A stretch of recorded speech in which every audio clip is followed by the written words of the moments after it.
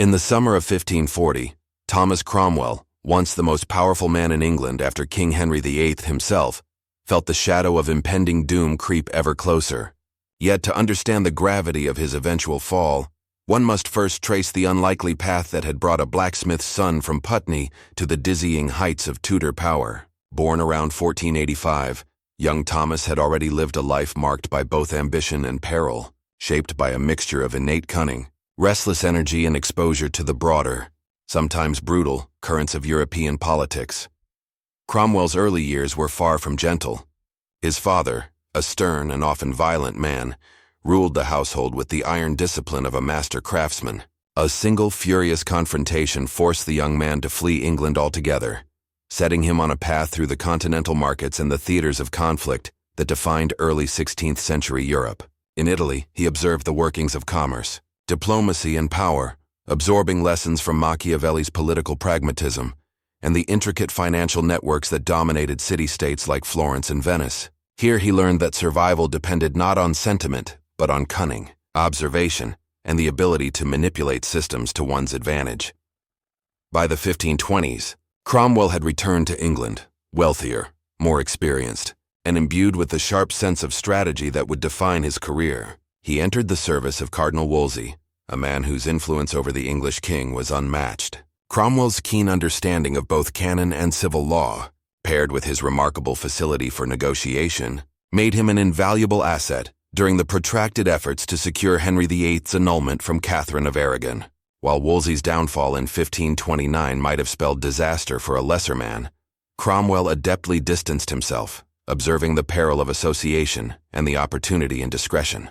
By 1532, he had risen to the post of principal secretary to the king, a role that would place him at the center of England's transformation. Cromwell's influence was extraordinary. His hand guided the dissolution of monasteries, a project both methodical and ruthless. Ancient religious institutions, some centuries old, were stripped of their wealth and lands, the spoils redistributed to royal loyalists, while displaced monks and nuns received meager or no compensation.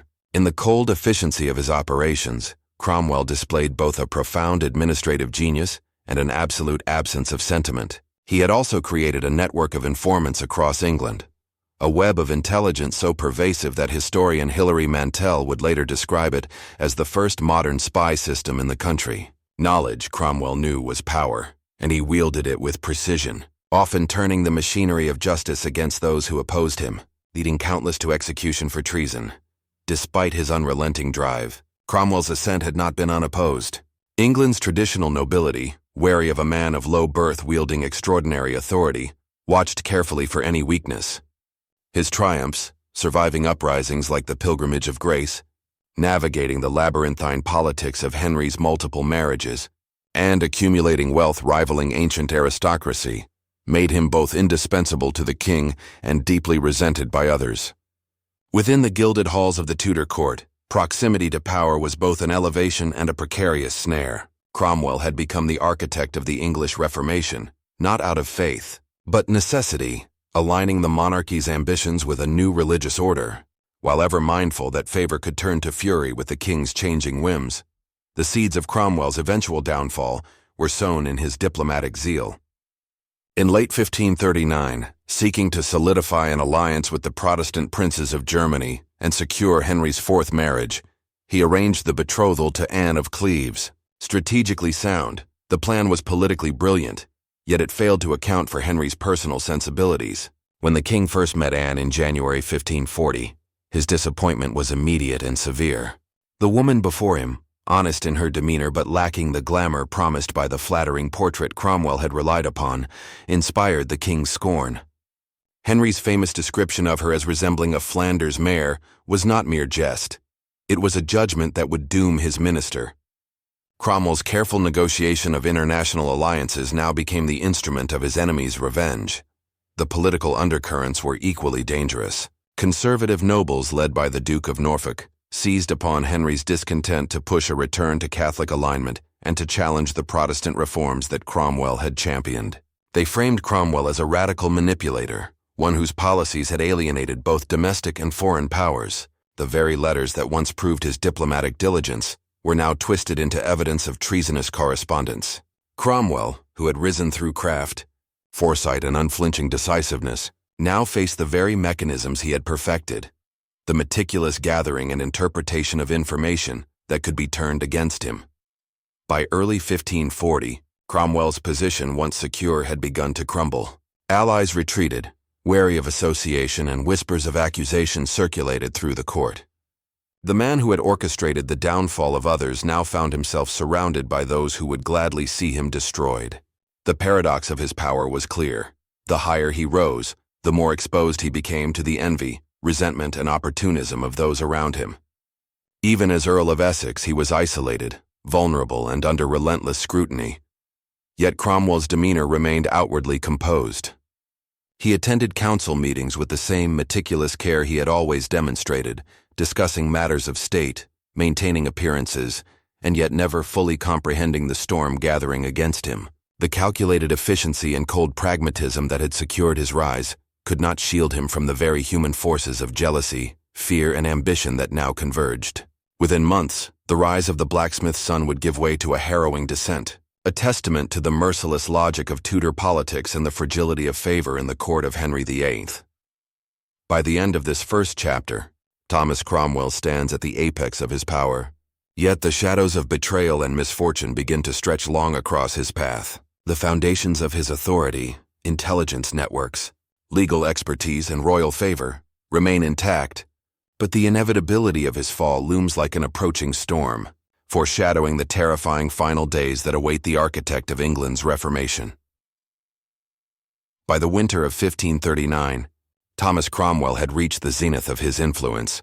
Yet even as Earl of Essex and principal secretary to Henry VIII, he could feel the fragility of his position. The court was a place where fortunes shifted like shadows at dusk, where favor was both a shield and a snare, and where the slightest misstep could turn triumph into tragedy. Cromwell, whose genius lay in anticipating the movements of others, now found himself facing a new and perilous challenge: securing the king's fourth marriage and maintaining the Protestant alliances that had become the backbone of his political strategy.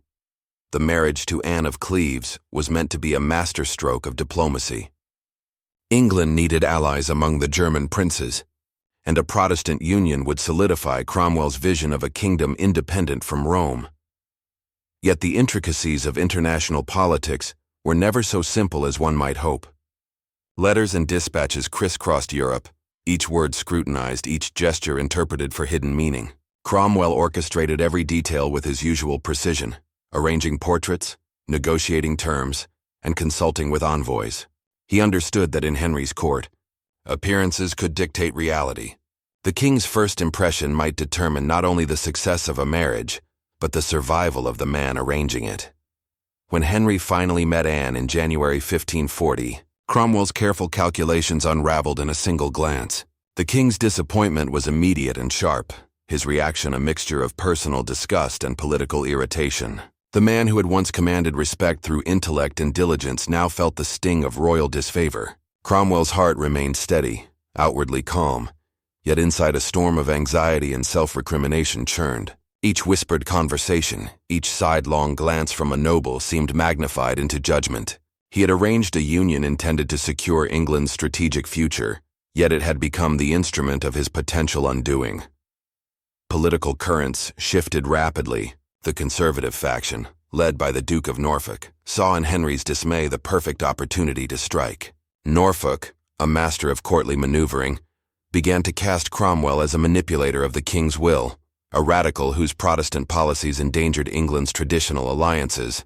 Cromwell's intelligence network, which had once exposed enemies and facilitated swift justice, now became a tool for those plotting his downfall. Letters to reformers in Germany, once a demonstration of prudent diplomacy, were reinterpreted as treasonous correspondence. Each carefully constructed memorandum, each legal document became evidence against him. Cromwell's allies sensed the shift before he did. Men who had benefited from his rise, who had once sought his guidance and protection, began to retreat into cautious silence. The lessons Cromwell had taught through his own methods, that observation, information, and timing determined power, were now applied against him. The very council meetings that had once affirmed his authority became stages for subtle exclusion and whispered accusations. Cromwell, accustomed to controlling every variable, felt the unnerving weight of forces beyond his reach. Despite the encroaching peril, he attempted to maintain control. Cromwell sought legal avenues to annul the marriage to Anne of Cleves without inflaming the king's fury or undermining the German alliance. He delicately balanced the king's personal desires against broader political objectives, drafting arguments, consulting with legal scholars, and negotiating the delicate terrain between loyalty and necessity. Yet each move was shadowed by the Duke of Norfolk's careful machinations. Cromwell, who had mastered the art of turning bureaucracy into an instrument of power, now faced the grim irony of seeing that same machinery wielded against him. The psychological pressure was immense. Court observers noted a subtle change in Cromwell's demeanor, a deepening furrow in his brow, a slight tension in his gestures, an increased caution in his speech. The confident, calculating minister appeared more human, a man under siege, yet he refused to yield. Each decision was measured, each conversation carefully navigated, but the network of enemies, empowered by the king's own disfavor, closed around him with relentless precision. By midsummer 1540, the process of Cromwell's downfall had acquired a terrifying momentum. Accusations of heresy, treason, and disloyalty were quietly circulated, each carefully framed to exploit Henry's personal biases and paranoia. The Duke of Norfolk and his allies understood that for a man like Cromwell, legal formalities could be just as lethal as open confrontation. The machinery of the state, which Cromwell had once harnessed with masterful efficiency, was now being applied in reverse, documenting every correspondence, every meeting, every nuance of his political life as evidence of guilt.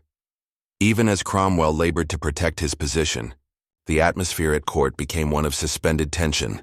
Courtiers whispered in corridors, eyes flicked toward him with subtle hostility or cautious curiosity, and the king's own irritability signaled that a change in fortune was imminent.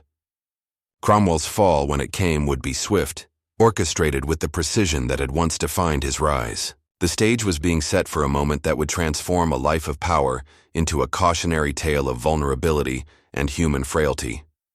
By the end of this chapter, Cromwell remains outwardly composed, yet the first real cracks in his political armor have appeared. The interplay of ambition, envy, and royal caprice foreshadows the rapid and brutal sequence that will soon engulf him.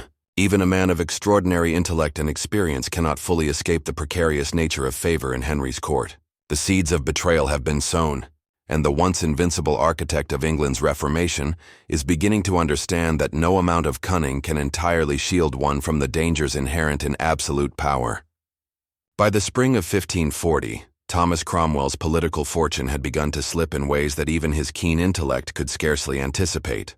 The marriage to Anne of Cleves had failed to please the king, and the conservative faction, led by the Duke of Norfolk, seized upon the king's discontent as a pretext to undermine Cromwell's influence. The man who had once controlled the flow of information in England now found that those same networks were being turned against him. Each whisper, each secret meeting, meticulously observed and recorded. The hallways of Whitehall, once pathways of power and command, now echoed with the subtle tremors of conspiratorial murmurs, and Cromwell, for all his experience, felt the encroaching isolation like a cold wind through an open door. Cromwell's initial response was measured. He attempted to negotiate the delicate annulment of Henry's unwanted marriage while maintaining his grip on religious policy, the cornerstone of his influence. Yet each step he took seemed anticipated by his enemies. The Duke of Norfolk had mastered the art of courtly manipulation, and his strategy was relentless. Reframe Cromwell's careful diplomacy as betrayal, highlight his Protestant reforms as dangerous radicalism, and feed the king's growing dissatisfaction. Letters that had once been tools of statecraft now became instruments of accusation. Even agents who had long served Cromwell began to distance themselves, aware that allegiance to him might be interpreted as complicity in treason. Within the council chambers, the atmosphere shifted palpably. Nobles who had previously deferred to Cromwell's authority now exchanged subtle glances, their postures wary, their comments measured. Cromwell, for all his ability to read the currents of politics, struggled to maintain the equilibrium that had once been second nature. Each decision carried immense weight, each conversation bore the risk of exposure. The intricate machinery he had perfected, legal procedures, intelligence gathering, and administrative efficiency, was now weaponized against him with chilling precision.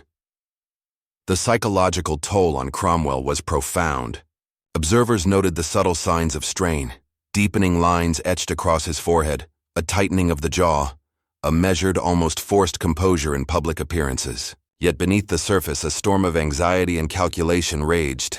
He moved with careful deliberation through council meetings, offering guidance with a steady hand. Yet each word carried the potential to be misconstrued. Each interaction with the king became a negotiation of survival, a delicate balancing act between loyalty, pragmatism, and self-preservation. The threat of accusation was everywhere. Cromwell's correspondence with Protestant reformers, once considered prudent diplomacy, was now scrutinized for evidence of treachery. The very annulment he had arranged became a liability, as Henry's dissatisfaction with Anne of Cleves was reframed as a personal and political failure on Cromwell's part.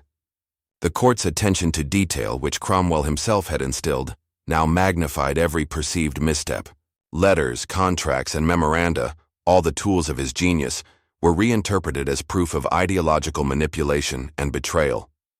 As weeks passed, the erosion of trust became undeniable. Courtiers who had once sought favor through Cromwell's influence now avoided his gaze, aware that proximity could endanger their own positions. Cromwell's allies, though loyal in sentiment, were cautious in action, and the king's impatience grew as the conservative faction skillfully amplified every perceived error. Cromwell's meticulous attention to protocol, his deliberate management of correspondence, and his unflinching focus on the king's strategic objectives now appeared as cold calculation in the eyes of a court eager to assign blame. The isolation was complete when, in midsummer, the first formal accusations began to take shape. A narrative was being constructed. Cromwell as a manipulator of royal will, a radical in religious matters, a threat to the stability of England. The charges were framed with such subtlety that they would exploit Henry's personal biases, transforming irritation into fury, doubt into judgment. Cromwell, who had once commanded the court's respect through intellect and decisive action, now faced the terrifying reality that the machinery of power he had built could be, and would be, turned against him.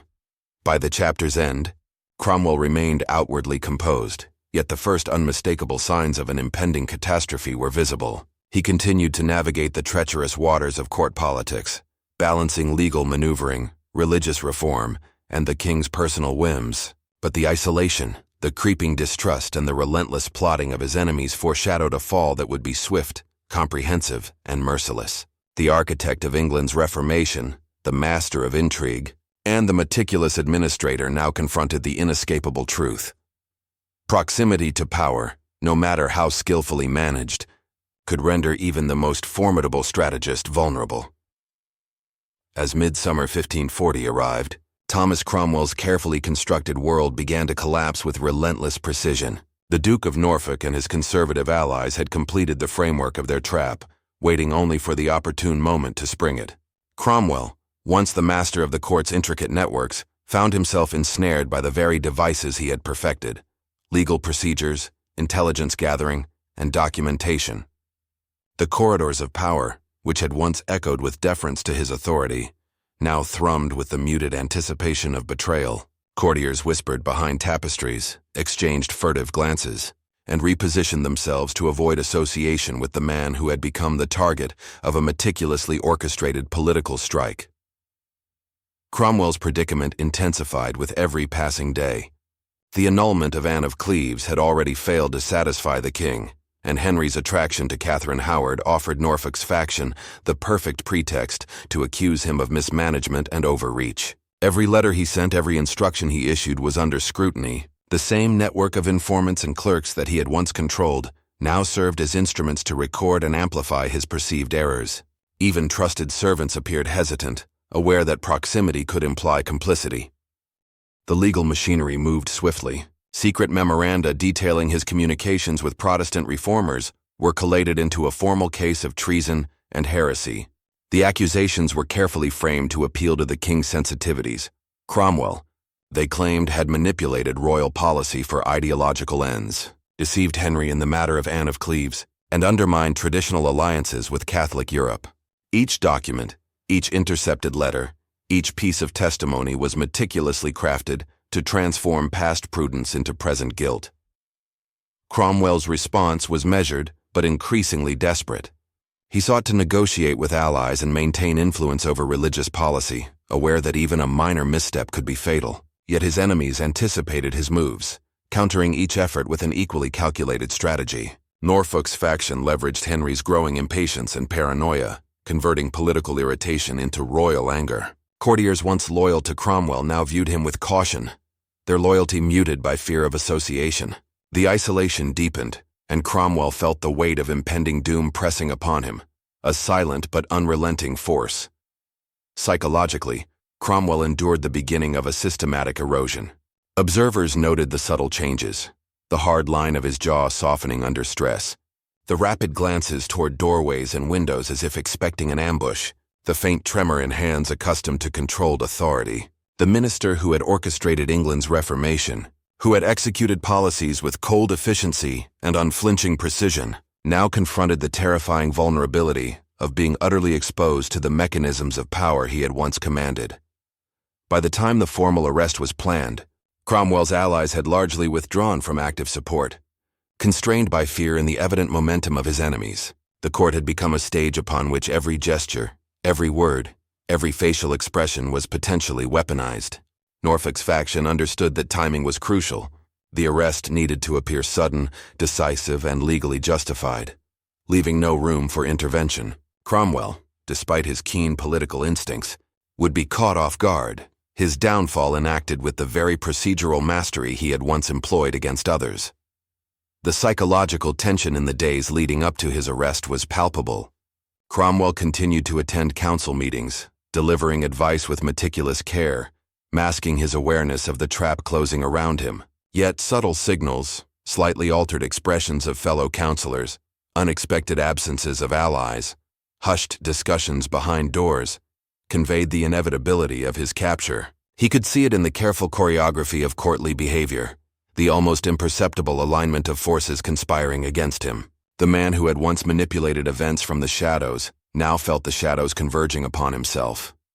By late summer, the stage was fully prepared. Norfolk's faction had compiled their evidence, primed the king's anger, and ensured the court was ready to witness Cromwell's arrest as an event both shocking and definitive. The minister, once invincible in his reach and influence, faced the inescapable reality that the mechanisms of Tudor justice, honed by his own hand, were about to enact the final chapter of his political life. In this moment, Cromwell's mastery of administration, diplomacy, and intelligence could no longer shield him. All that remained was the awareness of imminent betrayal, and the bitter irony that the very systems he had perfected were now instruments of his undoing. In early autumn 1540, the trap that had been meticulously prepared by Norfolk's faction snapped shut. Thomas Cromwell, once the master of England's political and religious machinery, found himself transformed from a peer of the realm to a prisoner within the span of a single day. The council chambers at Westminster, where he had once directed deliberations and guided royal policy with unerring precision, became the stage for his sudden downfall. The courtiers' whispers, once a distant hum, now seemed to echo loudly in the ears of the man who had cultivated them for decades. Cromwell's sharp mind, accustomed to anticipating the subtleties of courtly intrigue, recognized the inevitability of the event, but could not alter its course. The arrest itself was executed with calculated ceremony. As Cromwell presided over routine matters of state, the Duke of Norfolk rose, his staff of office broken and cast aside, his ceremonial sword removed, a symbolic act signaling Cromwell's fall from grace. The silence that followed was deafening, filled with the unspoken realization that a man who had once commanded immense respect was now completely at the mercy of his enemies. Witnesses later recounted the frozen expressions of fellow counselors, torn between loyalty and self-preservation. As Cromwell was led away in chains, Cromwell's outward composure concealed a tempest of emotion. Observers described him as a man visibly aged in a matter of hours, the confident administrator replaced by a figure whose sharp features had softened with fear and bewilderment. Each step toward his cell, each turn through the echoing halls of Westminster, reinforced the cruel irony of his situation. The same mechanisms of governance, intelligence, and legal precision that he had wielded to eliminate adversaries were now instruments of his humiliation. Candlelight flickered across the stone walls, casting long shadows that seemed to stretch toward him like specters of his own past judgments. The psychological impact of the arrest was immediate and profound. Cromwell's mind raced, attempting to navigate a path through accusations of heresy and treason that were being compiled with meticulous care. Interrogations began almost immediately, blending aggressive confrontation with feigned sympathy in a manner reminiscent of the techniques he had employed against his own enemies. He recognized the methodical cruelty. Each question, each insinuation, each carefully documented piece of evidence was designed to disorient, humiliate, and break him psychologically. News of his arrest spread rapidly through the city, creating a charged atmosphere both within and beyond the palace walls. Londoners gathered at strategic vantage points, aware that the arrest of a man so central to Henry VIII's court signaled a dramatic shift in power. The scaffold at Tower Hill, which would soon host the execution, was prepared with all the care and attention that Tudor authorities could summon. Cromwell's fall was not merely personal, it was a public demonstration of royal authority, a message to all who might aspire to power that proximity to the king could become the most dangerous position of all. In the weeks that followed, Cromwell's isolation intensified. His cell became a crucible of reflection and anxiety, where the weight of past actions, both strategic and ruthless, pressed down with oppressive force.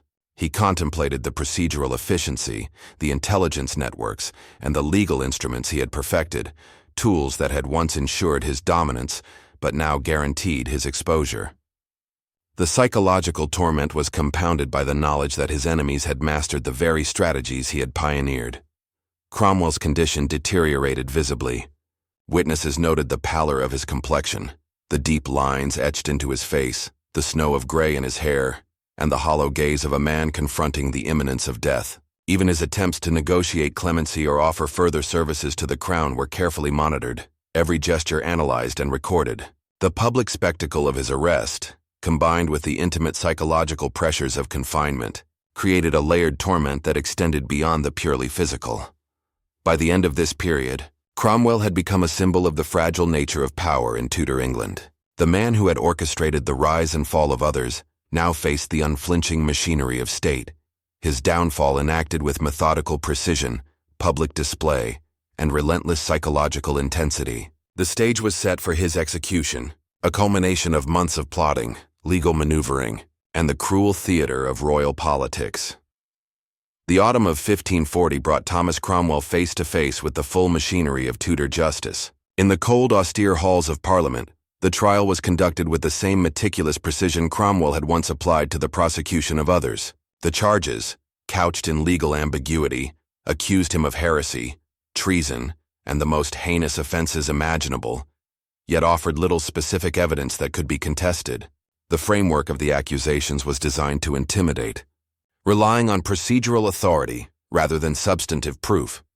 Cromwell, once the architect of England's religious and political transformation, now found himself in a system he had shaped, where every regulation, every clause, every procedural nuance was wielded against him. His mind, so accustomed to strategic calculation, was tested in new ways. He recognized the systematic nature of the prosecution. The same intelligence networks, clerks, and correspondents that had once served his ascent were now instruments of his decline. Each testimony, each intercepted letter, and each document was reinterpreted as evidence of conspiracy and ideological subversion. As he entered the chamber, the atmosphere was charged with a mix of anticipation and fear. Observers recounted the rigid posture of the counselors, the hushed exchanges, and the palpable tension as Cromwell stood at the center of the proceedings. The conservative faction, led by the Duke of Norfolk, orchestrated the trial with careful choreography, ensuring that every element reinforced Cromwell's perceived guilt. The accusation that he had deceived the king regarding Anne of Cleves was emphasized, coupled with claims that his Protestant sympathies had undermined traditional alliances with Catholic Europe. Despite the intimidating spectacle, Cromwell maintained a composed exterior. He answered the charges with measured responses, drawing upon his extensive knowledge of law and precedent. Yet the psychological weight of the proceedings was immense. He could feel the isolation, the subtle avoidance of eye contact by former allies, and the silent judgment of those whose loyalty he had once commanded. Each moment was a reminder that his previous mastery of political theater could no longer protect him. The speed of the parliamentary process added to the pressure. The Bill of Attainder, comprehensive yet intentionally vague, passed through both houses with minimal debate.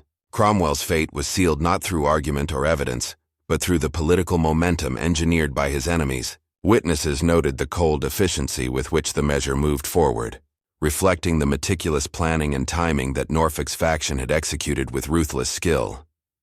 Cromwell's reflections during the trial revealed a blend of intellect and despair. He understood the irony. The procedural and administrative systems he had perfected, which had enabled him to control and eliminate adversaries, now facilitated his own destruction.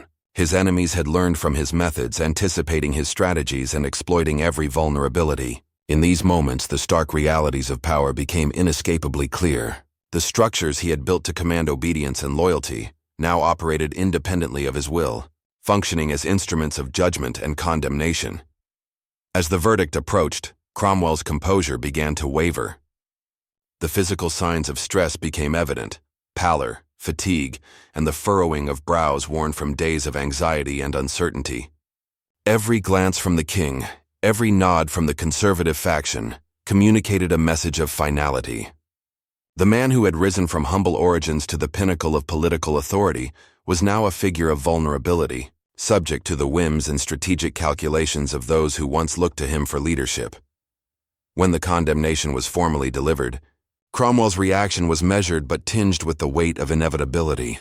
He accepted the verdict with a dignity born of understanding the structural forces that had orchestrated his demise. The stage was set for his final days: the psychological torment, the public spectacle, and the inexorable approach of execution. Cromwell's trial and condemnation underscored the cruel precision of Tudor politics, where loyalty and service were no guarantees, and proximity to absolute power could be fatal. After the condemnation, Thomas Cromwell was transferred to a stark, dimly lit cell in the Tower of London. The cold stone walls, damp and unyielding, enclosed a man whose previous dominion over kings and nobles now felt impossibly distant. Once accustomed to the bustling corridors of Westminster and the whispering networks of information, he was now confronted with silence, punctuated only by the occasional clink of chains, the distant footsteps of guards, and the faint rustle of papers carried through the tower's cold passages. Cromwell's thoughts oscillated between strategic analysis and personal despair. He reflected on the ironies of his career, how the legal and administrative systems he had designed to secure his position were now instruments of his undoing. Each memory of orchestrating the dissolution of monasteries, negotiating alliances, and enforcing the king's will now carried the weight of potential judgment. The precision and ruthlessness that had once guaranteed his survival had created enemies who were now wielding the same tools against him with terrifying efficiency. Sleep came in broken fragments, and when it did, it brought with it vivid, almost hallucinatory recollections of his past victories and the faces of those he had condemned. Candlelight flickered against the walls during his sleepless nights, casting distorted shadows that seemed to mimic the shifting loyalties he had navigated for decades. Cromwell, who had prided himself on his clarity of mind, felt the relentless pressure of isolation and impending death pressing against the sharp edges of his intellect. Religious considerations grew increasingly prominent in his reflections. Having been the architect of England's break with Rome, he now pondered the consequences of his actions, the alienation of traditional allies, and the tenuous position of the Protestant alliance he had painstakingly built. He questioned the moral and spiritual dimensions of his work, not with regret for ambition, but with an acute awareness of how history might judge him. His thoughts oscillated between pragmatic survival and a deep contemplation of legacy. Visitors to his cell noted a dramatic change in appearance. His hair had turned white, his face lined and hollowed by stress, and his posture had lost some of its former authority. The man who had once exuded confidence and controlled the fates of others now appeared as a figure consumed by the weight of anticipation and inevitability. Every visitor, whether a sympathetic clergyman or a guarded messenger, reinforced the sense that Cromwell's power had vanished, leaving only the fragile human behind. In these final days, Cromwell's mental acuity remained, but it was exercised in the service of reflection and preparation rather than influence. He meticulously considered his correspondence, the potential for last-minute clemency, and the spiritual readings that might offer solace in the face of certain death. His meditations were tinged with irony. The efficiency, intelligence networks, and legal expertise that had enabled him to rise now provided the framework for understanding the precise mechanisms of his fall. Despite the crushing weight of isolation, Cromwell demonstrated a measure of stoicism. He faced each day with the knowledge that the scaffold loomed, that the public spectacle of his execution would soon unfold, and that the judgment of the king and nation would be inescapable. In these reflections, he contemplated the fleeting nature of power, the precariousness of favor, and the inevitable vulnerability of even the most brilliant strategist when subjected to forces beyond personal control. The Tower, once a symbol of state authority he had manipulated to his advantage, became a confining reminder of mortality and human limitation. Cromwell's contemplations, his quiet prayers, and his detailed observations of guards and visitors alike created a mental map of the final chapter of his life. His mind, sharp and methodical to the end, processed each nuance, each potential interaction, and each minute of anticipation with the same rigor that had characterized his political career. Cromwell's imprisonment and reflections revealed the full human dimension of his extraordinary rise and fall.